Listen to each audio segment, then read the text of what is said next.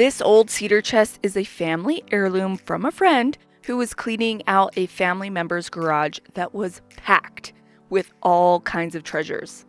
The best part? They generously gave it to us for free.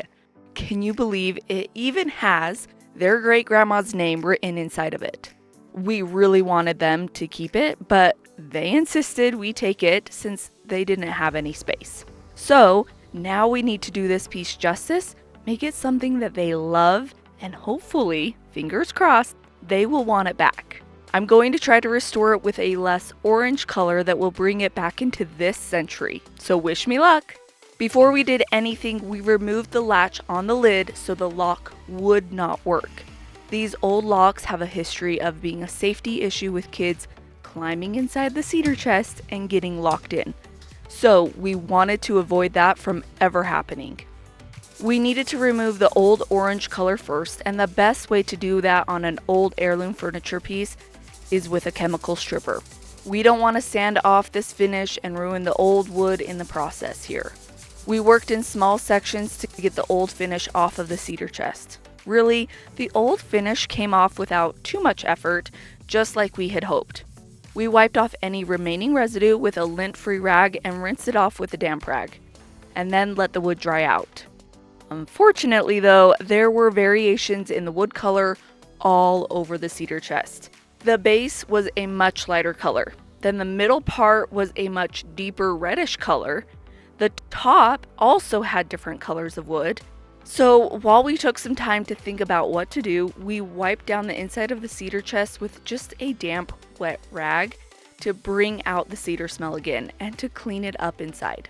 It is crazy how a little bit of water can bring out this natural smell of cedar. It smells so good now.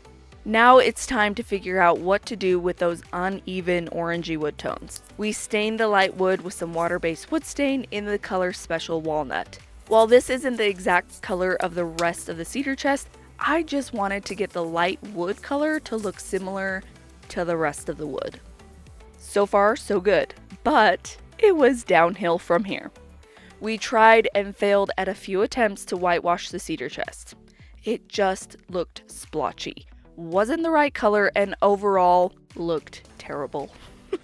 Each time we removed the whitewash and started over, but some of the whitewash remained here and there in the wood grain. Finally, after countless attempts, I switched gears and used a greenish gray color, oil-based stain instead.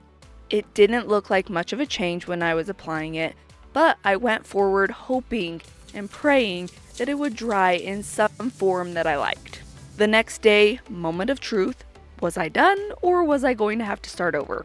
Yup, it was finally good enough. So I sprayed 2 coats of Minwax polyacrylic for a top coat.